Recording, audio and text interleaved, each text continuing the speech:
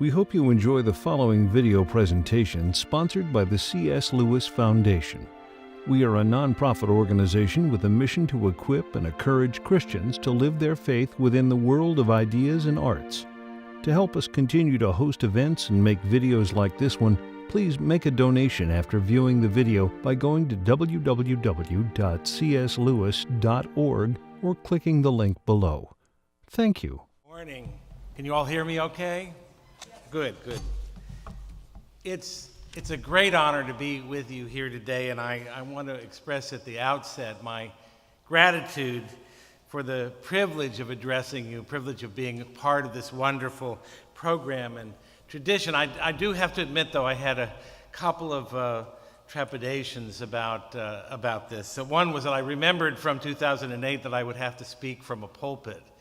And this doesn't come easily to me. I don't think I'm really made for speaking from the pulpit, but I'll rise to the occasion as best I can. The second trepidation is I knew that I was going to have to follow Joe LeConte, or as those of us who are his friends call him, Loco Joe.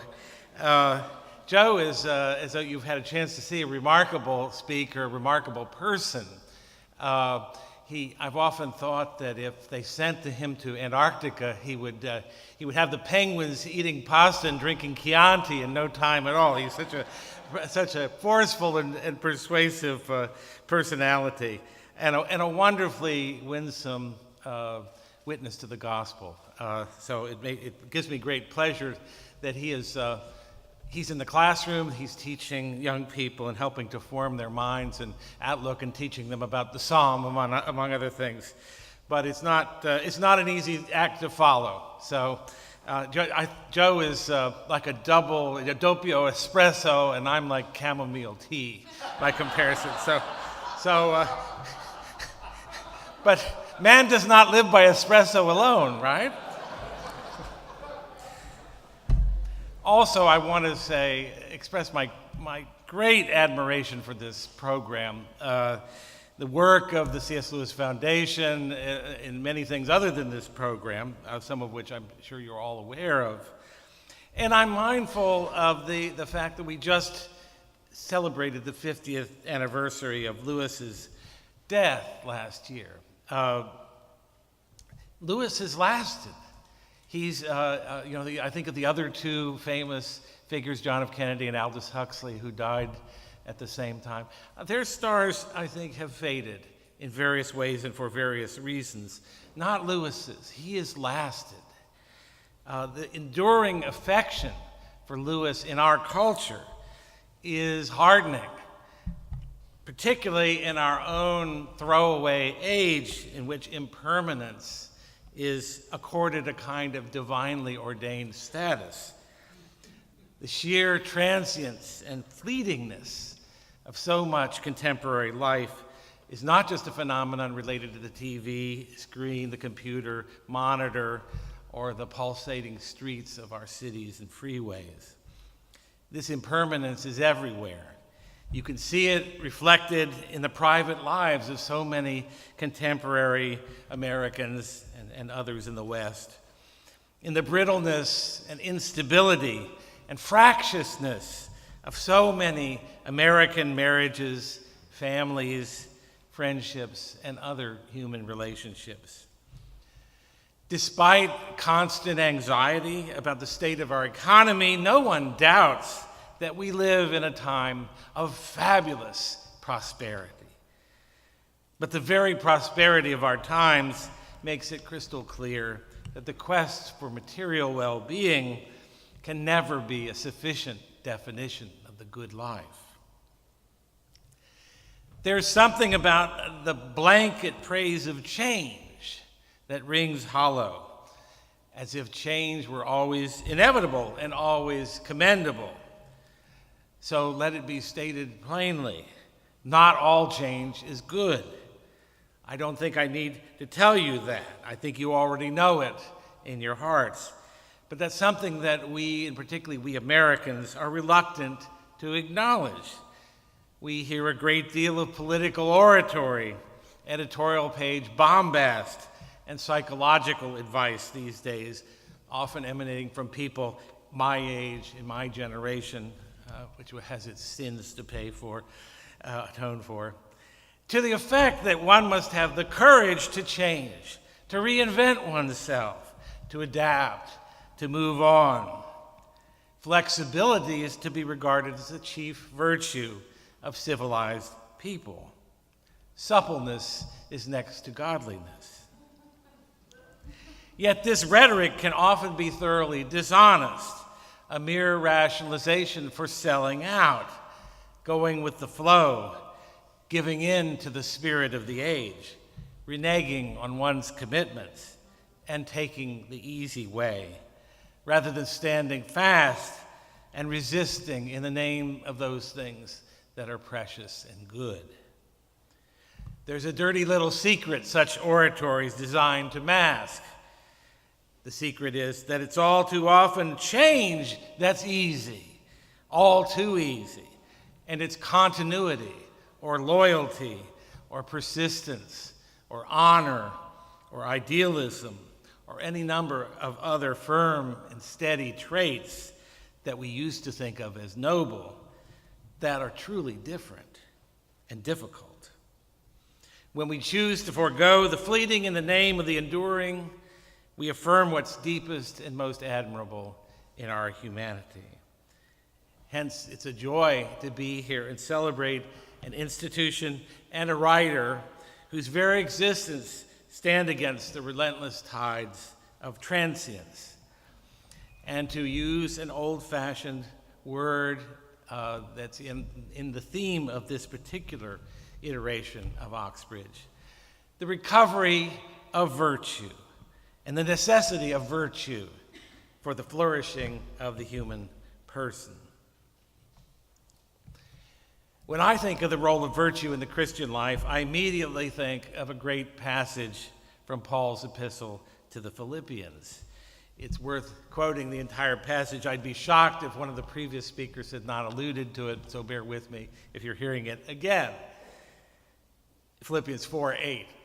Finally, brethren, whatsoever things are true, whatsoever things are honest, whatsoever things are just, whatsoever things are pure, whatsoever things are lovely, whatsoever things are of good report, if there be any virtue and if there be any praise, think on these things.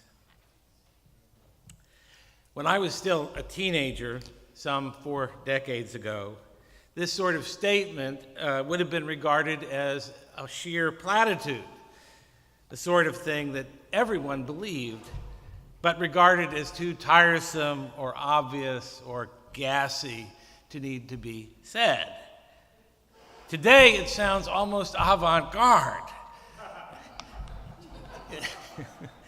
It's a direct and crisp rebuke to our slack, jaded, ironic age in which we waste an inordinate amount of our time salivating over the lives and looks of celebrity, the very people Joe was just complaining about, and watching inane reality television shows whose unreal participants make fools of themselves and of us for watching. We may soon come to the point where old-fashioned wholesomeness is the most radical posture of all, particularly if it makes us able to say no to the corruptions of our popular culture and instead resolve to stake our lives on something more solid and more lasting. There is a genuine philosophy of education and of culture embedded in those words from Philippians. And it's very much at odds with the prevailing de facto view these days of many parents, educators, writers, television producers, and kids. The prevailing sentiment takes the position that no one can really know for sure what is true, pure, and just. That is strictly an individual judgment, and it would be an arrogant imposition of one's values or tastes to assume otherwise. Therefore, the only really fair and honest way to educate young people is to expose them to many things as possible, respecting all the while their feelings and leaving it up to them to sort it all out. It's an approach to education that appears on the surface to be genuinely generous and liberatory, but in fact is far from being either. For it's an approach whose liberality is really only a veil for its lack of conviction, for its indifference to the fate of the very ones consigned to its care. Not indifference to their physical fates, of which we are perhaps excessively solicitous with our growing mania for personal health and physical safety.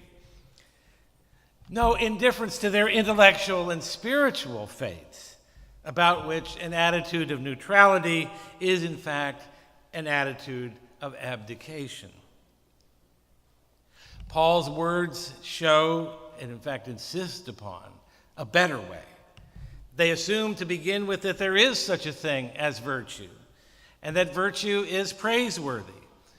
And second, that the fundamental channels of education are mimetic. That is, they involve learning by imitation, a process in which the choice of admirable examples to be imitated is all important. Deep calls unto deep. Refinement begets refinement. High ideals call forth high ideals. Noble deeds leave a deposit of noble character. We become the things we contemplate. At the same time, a steady diet of triviality, mendacity, baseness, and propaganda in education has a very different effect and leaves us far less than what we could have been. This is something we should remember even in our leisure hours, and not merely our educational hours. Those things we choose as exemplary become, in the end, a window onto what we believe that it means to be most fully human, the belief that is at the bottom of all other subjects and pursuits in real education. And to be most fully human, to flourish, to cite the title of this conference, is always to aspire to be something more than what we are, to aspire to overcome ourselves, improve ourselves, ennoble ourselves, by holding before ourselves images of high achievement and admirable character, to which we compare ourselves and hold ourselves accountable. No one thought more deeply about these things than the ancient Greek philosopher Aristotle. And Aristotle offered an unforgettable statement of this very theme in the 10th book of his Nicomachean Ethics, for which I quote, "We must not follow those who advise us, being men, to think of human things, and being mortal, of mortal things, but must, so far as we can, make ourselves immortal and strain every nerve to live in accordance with the best thing in us. For even if it be small in bulk, much more in power and in worth does it surpass everything." This would seem, too, to be each man himself, since it is the authoritative and better part of him. It would be strange, then, if he were to choose not the life of himself, but that of something else. I'll return to this passage, or at least to Aristotle, later for a few not-so-minor quibbles with that account. But for now, let me observe that it tells us, Aristotle's telling us, that education should aspire to two things. First, it should point us towards self-mastery. Self-mastery, a condition in which we come into full possession of ourselves, overcoming the tyranny of our appetites, our desires, the even greater tyranny of the immediate, with all its nagging, voracious, imperious demands, Instead, give us the capacity to fix our eyes and desires upon the goals that matter, the things that endure. Second, it should make us eager, education should make us eager to realize the fullest possibilities of our humanity. Again, this notion of flourishing, our fullest flourishing, which means striving always to transcend the merely human. Now, I know the word mere for Lewis has a kind of weight that I'm not really taking into account here, but the all too human, in a sense, is what I mean by the merely human. Those foibles and follies to which we are all prone, and instead inspire us to hear and obey the call of higher things. And to quote that wonderful passage from Aristotle, to strain every nerve to live in accordance with the best thing that is in us. It is, of course, human to err and stumble and be pushed along by forces beyond our control, but it's even more fully human to strive in the teeth of such challenges, to refuse a life lived as a tumbleweed of unregulated desires, and instead to live a life of unity, integrity, principle, and purpose, a life informed by the directive force of large and generous ideals, a life, in short, of virtue. This is, I repeat, not the only philosophy of education on offer in contemporary America. In fact, I would hesitate to say it's even on offer, except in a few isolated places. It's certainly far from being the dominant view of education in our day. Instead, training in self-esteem, group dynamics, adjustment, social usefulness, vocational skills, money-making, test-taking, or citizenship, all are cited as reasonable goals, the most reasonable goals for education. And make no mistake, many of them are very worthy things. But none is on the same level as the goal of calling us into possession of ourselves and of our full humanity. By that standard, all the other goals seem timid and useless by comparison, notwithstanding their panting eagerness to be useful. Usefulness is, the whole concept of usefulness is the locus of one of the deepest paradoxes of education, at the heart of education. In the first place, education is most useful when it does not consciously strive to be useful. And second, it is an unending task because it engages us in seeking to become more fully what we already are, or rather, to become what we are meant to be, fulfilling some potentiality that is already inherent in what we are. Not that we are necessarily meant to be some one particular thing, marked out from the beginning of time as an architect or a doctor or a welder or whatever. That's not what I mean. Instead, I mean that the fullest measure of our humanity is not something merely given to us. It is something we strive to appropriate. It is an achievement, building upon an endowment.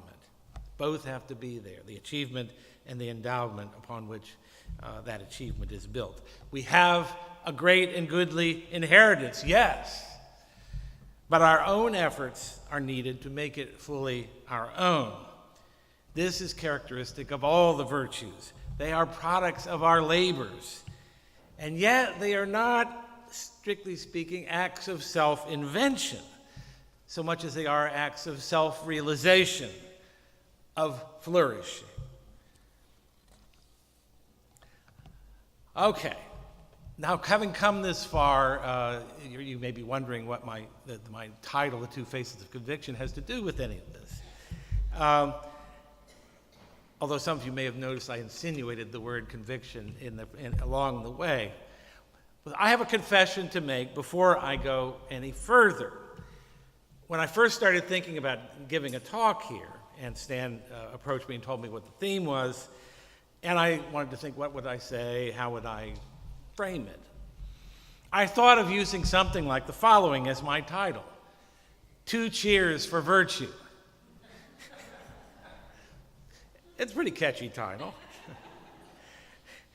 In other words, it was my first instinct to want to place some limits on my praise for virtue as an ordering principle for our moral and intellectual lives.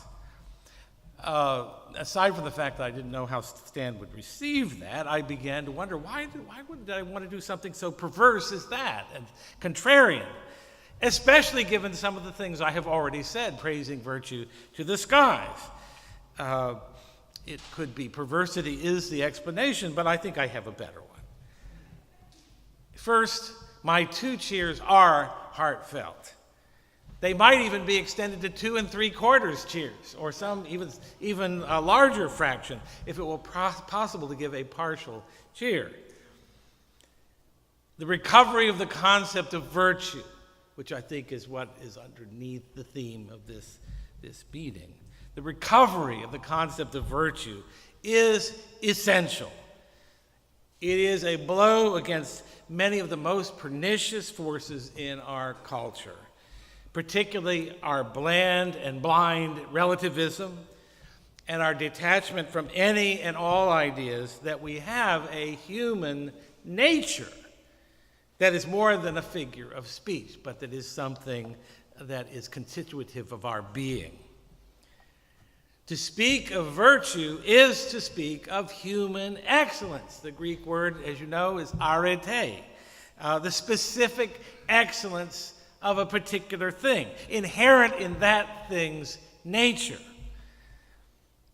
To affirm virtue is to affirm the reality and goodness of the created order, and our reverence for the beauty, commodity, and complexity of that order, as God made it and meant it to be. If we believe in something called human nature, a term we all use even in postmodern times, we are also likely to believe that the point of living well is living in accordance with that order, not in rebellion against it. And the concept of virtue provides us with desperately needed moral common ground in our culture between those of us who are religious and those who are not. We have to live together. And even if religious people and secular people of goodwill disagree about the nature of ultimate reality and our relationship to that ultimate reality, nevertheless we can, with the help of the concept of virtue and the allied concepts, still find common ways to speak about moral decisions, about that which is morally admirable, agree on values that we should teach our children in the rising generations. Secular people can accept, as Aristotle did, the idea of natural law as an ordering principle that can orient us in wholesome and fruitful ways toward human excellence. Human excellences towards such as honesty, courage, loyalty, mutual respect, and love. These are things that both secular and religious people agree about. They may differ in some ways in the way that these concepts are defined. But in their broad outlines, honesty, courage, loyalty, there's not a lot of debate about these things among people who accept their meaning at the outset.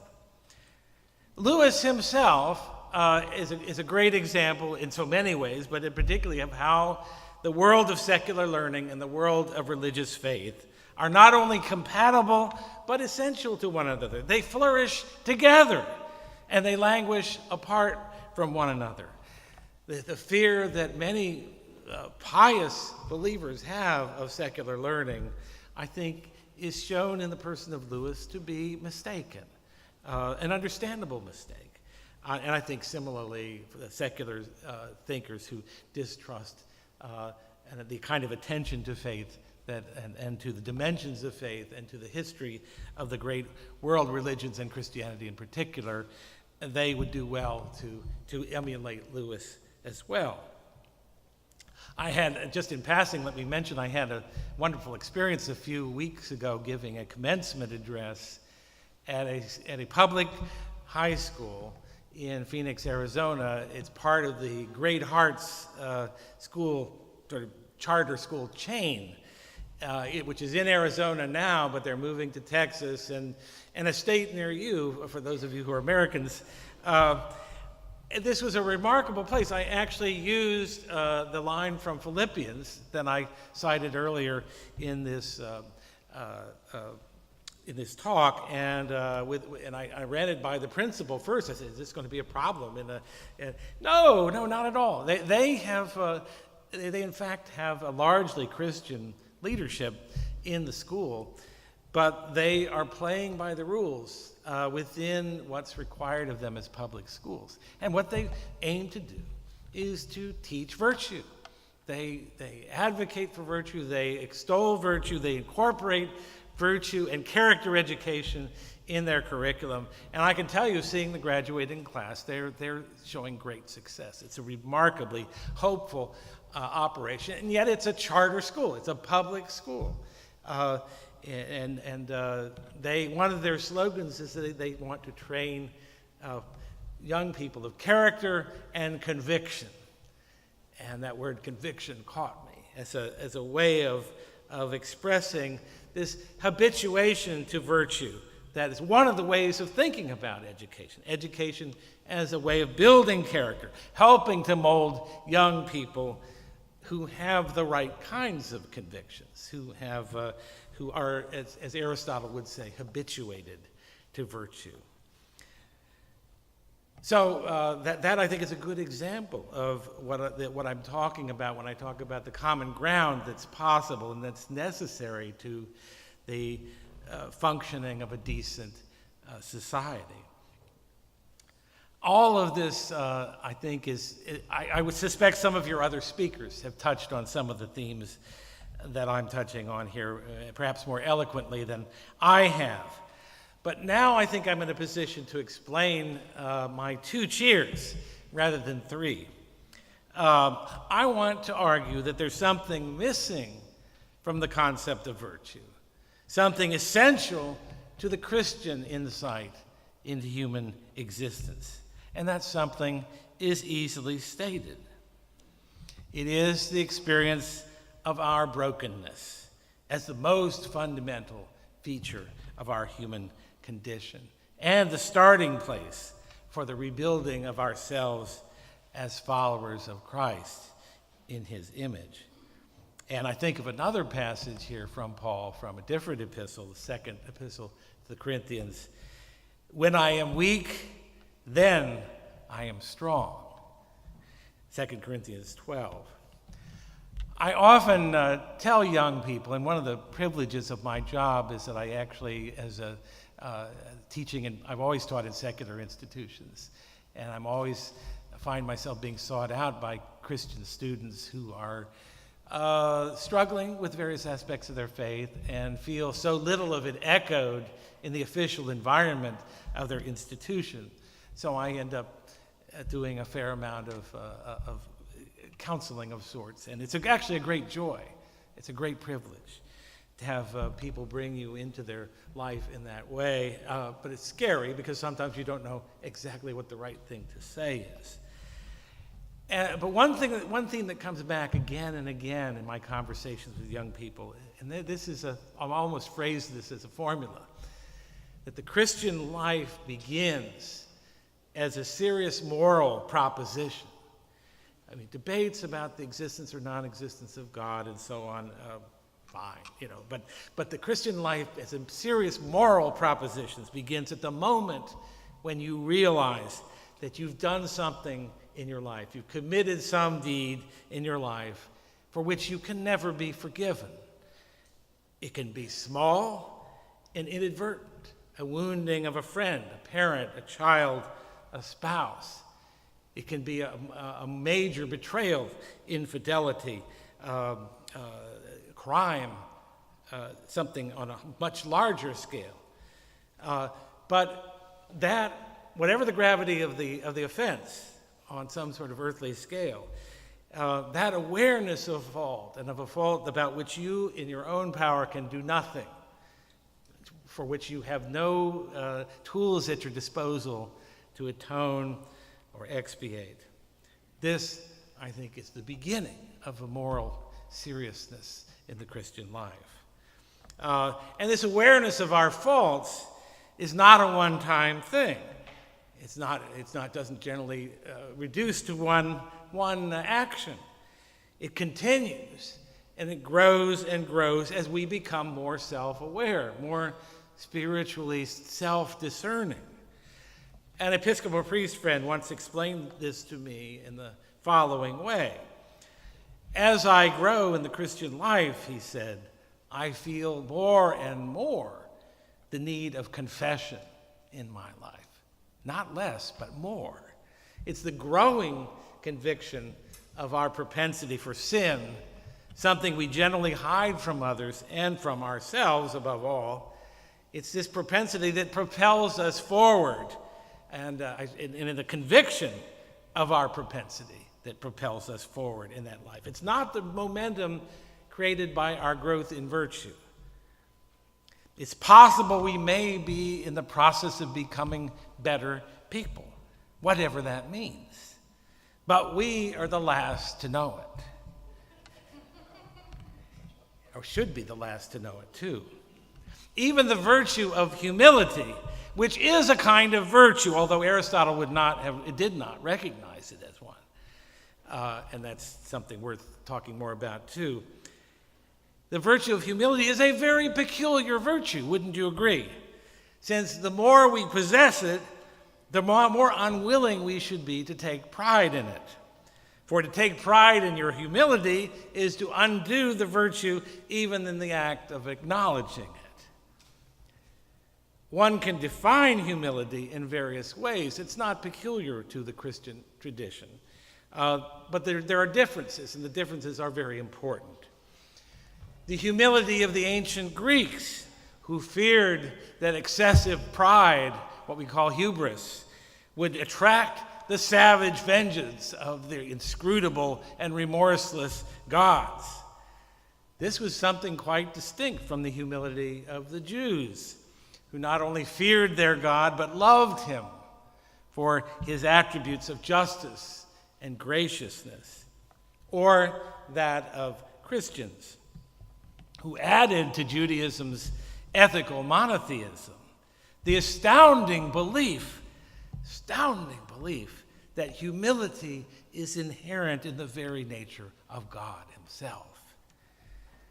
This contention is expressed most vividly, of course, in the person of Jesus Christ, who emptied himself of all the trappings of divine majesty and chose to endure earthly humiliation at the hands of cruel and unjust men for the sake of his great mission of redemption and his sacrificial love for wayward humanity.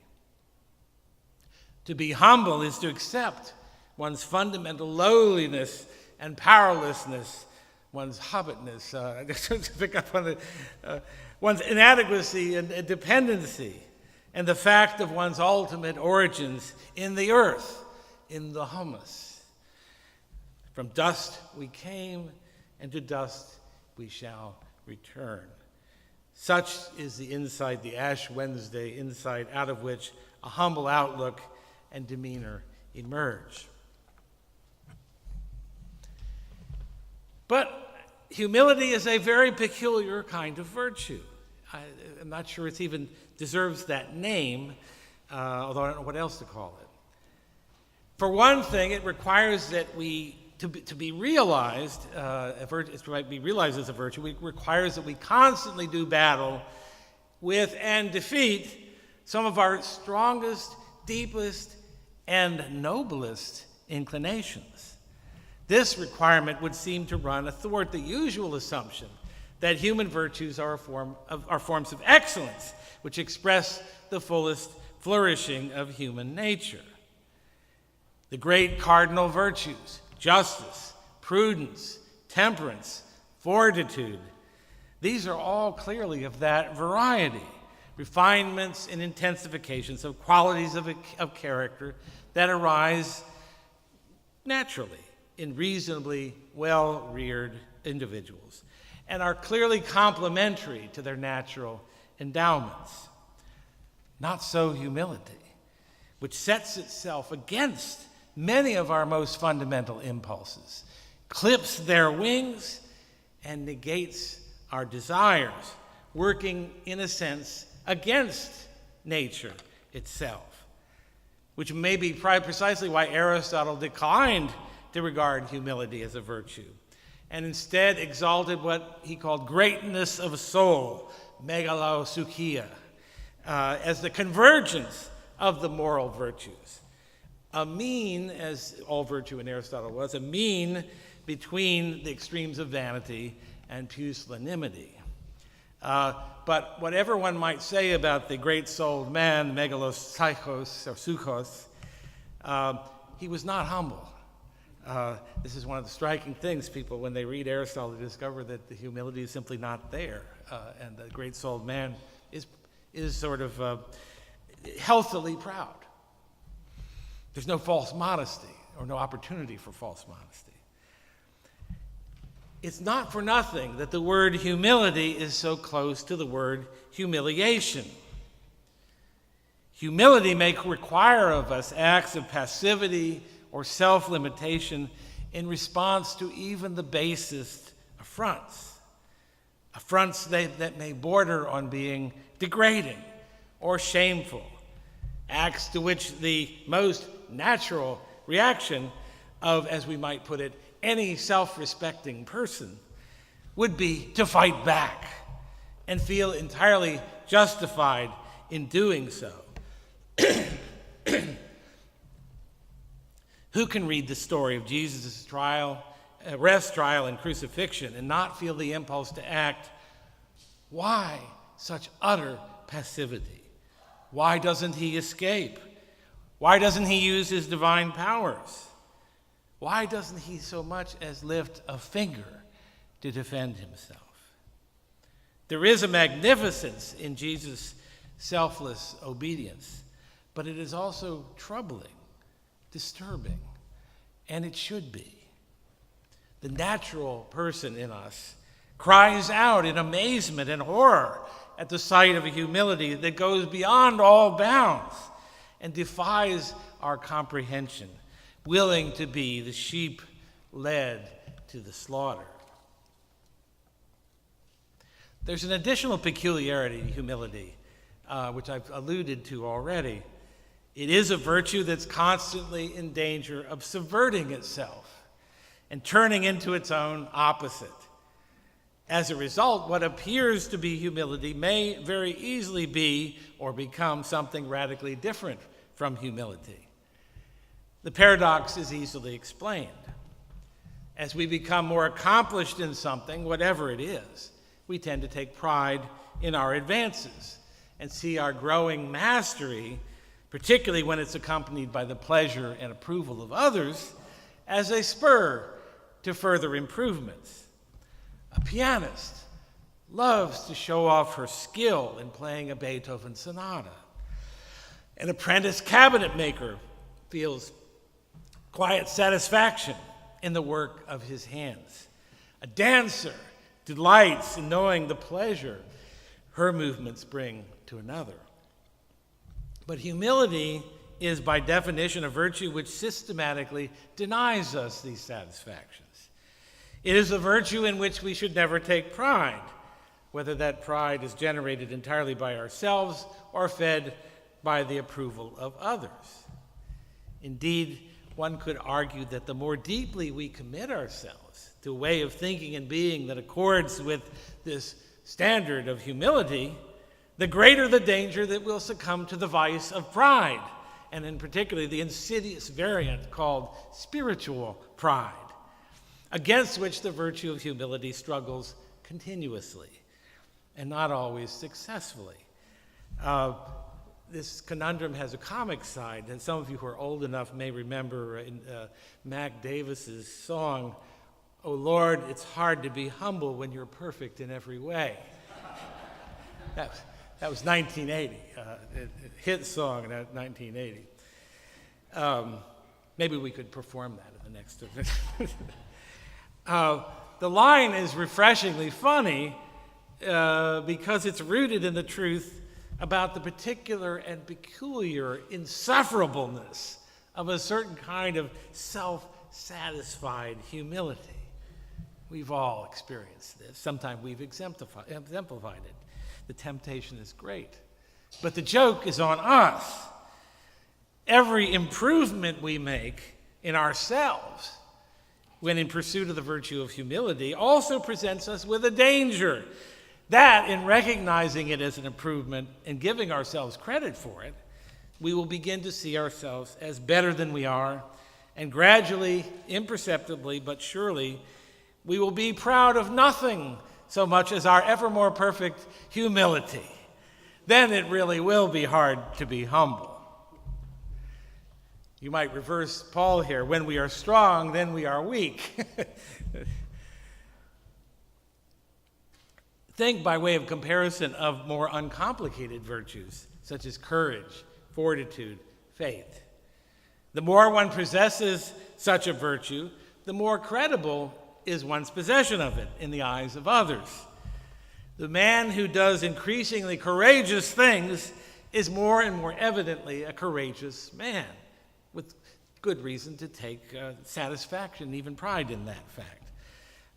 The more he grows in the possession of courage and in the manifestation of it, the more confidently he can be identified and can identify himself as a man who is rooted in the virtue of courage. It doesn't detract from his courageousness for him to acknowledge it.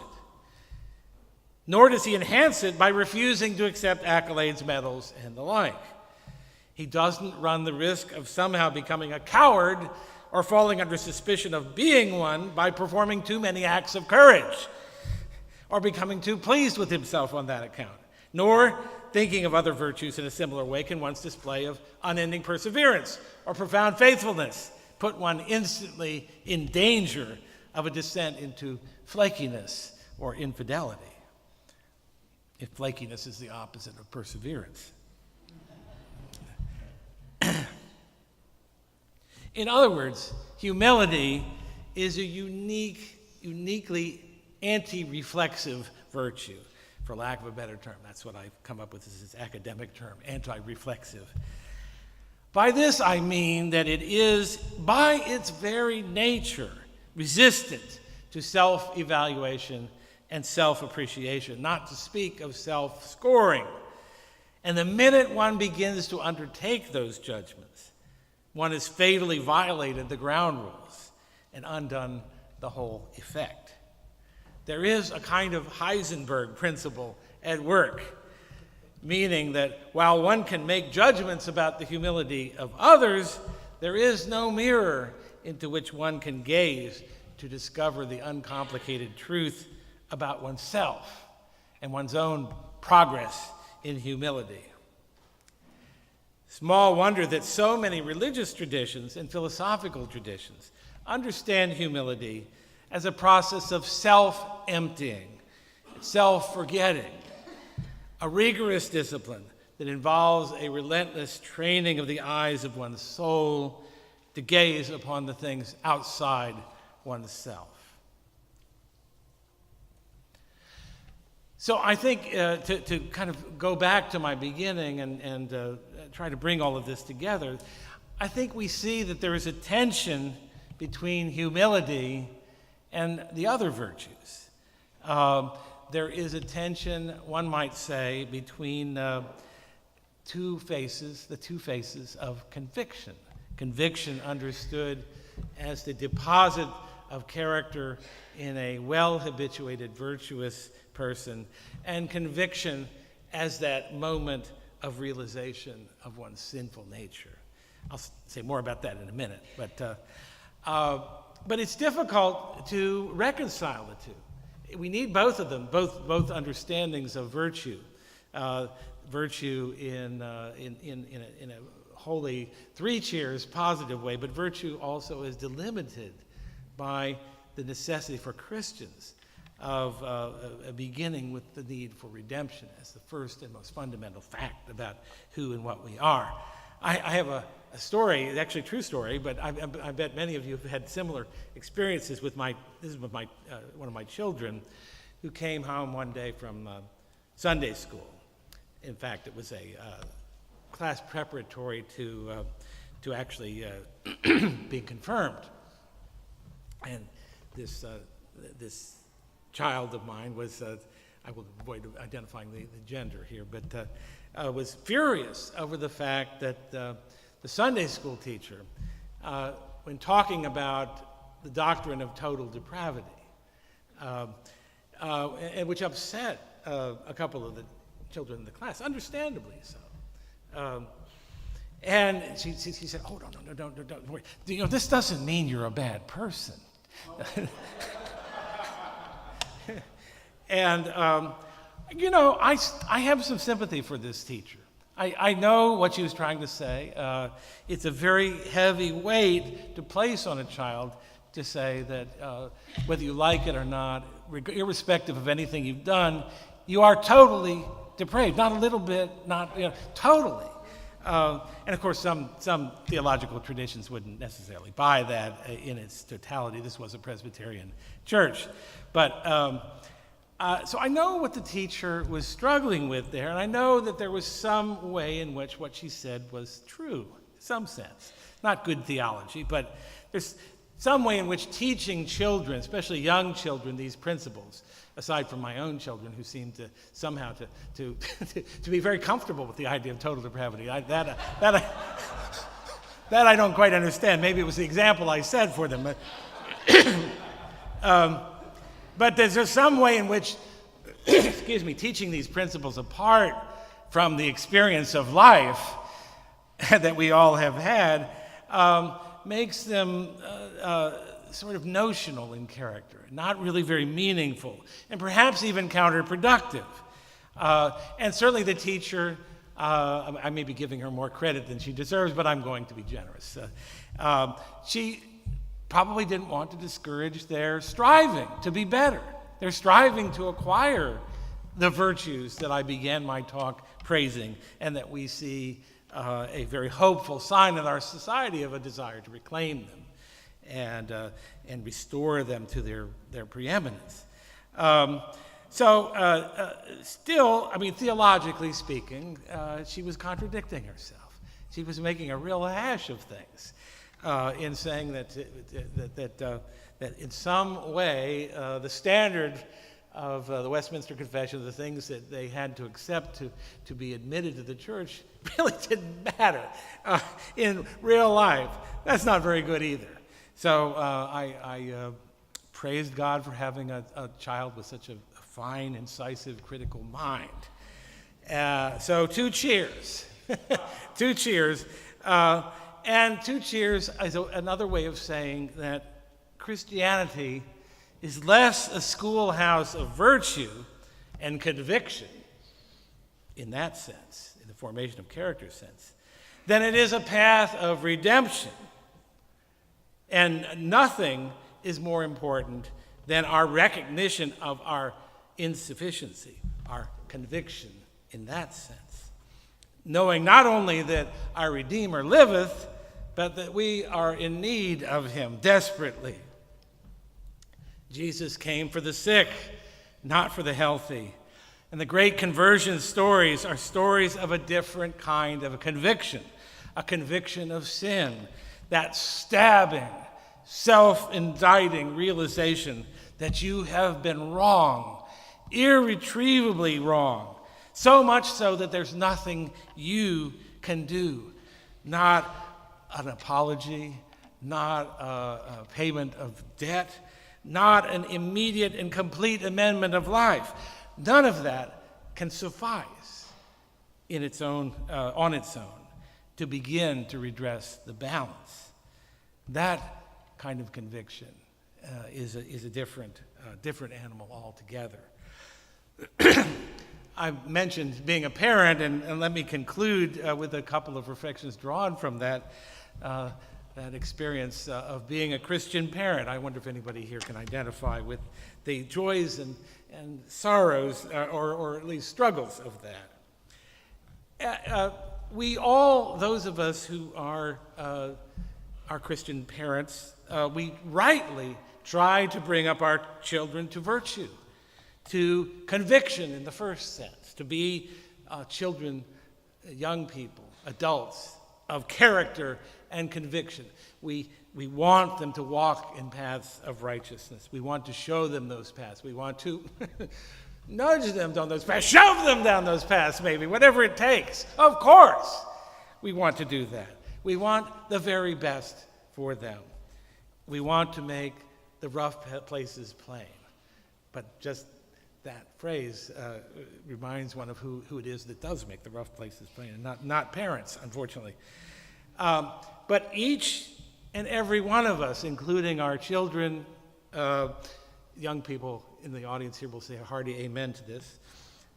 Each of us has to have his or her own encounter with our frailty, our failings, our consciences. We must appropriate our knowledge of God's love in Christ separately. It cannot be passed on. It cannot be habituated to. It can't be transmitted in a baptismal document or some other means. You all have heard the saying, wonderful saying, there are no grandchildren in the kingdom of heaven. And what that means in this particular context, we are God's children, all of us. There's no sort of status below that. It's God's second generation children. We are all God's children by adoption, each on his or her own. There's nothing ultimately that a parent can do to make that happen. Even those of us who are Christian parents and want desperately to be able to do so, we have at some point to stand back. I hear the young people say, yeah, stand back.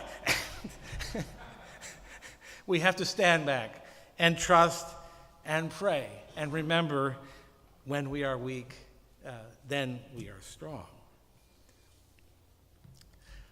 So what about virtue? Just a couple more remarks. 2 cheers. The message is not to abandon virtue. It is to reclaim virtue, exactly as this reclaiming the virtues. This is what we're about here. And it is necessary that we do so. I think the rediscovery, a recovery, and reclamation of virtue is a most excellent thing. It's one of the hopeful things to emerge in the last 20 years, even unbelievably in the realm of academic philosophy. There's attention paid to virtue. Yeah, God can work miracles. But we should be careful not to exaggerate the potential of this recovery, that it can't do all things. We not only need to reclaim virtue, but in the process we need to reclaim weakness in Paul's sense. Those two things have to go together. We need to remember that God's grace is what completes nature. And the perfections of virtue to which we strive are not reached without that completion. And this completion is not merely icing on the cake, it's the essential ingredient for us as Christians. The redemption that restores us to wholeness and makes the virtues meaningful and possible. Thank you all very much for your attention.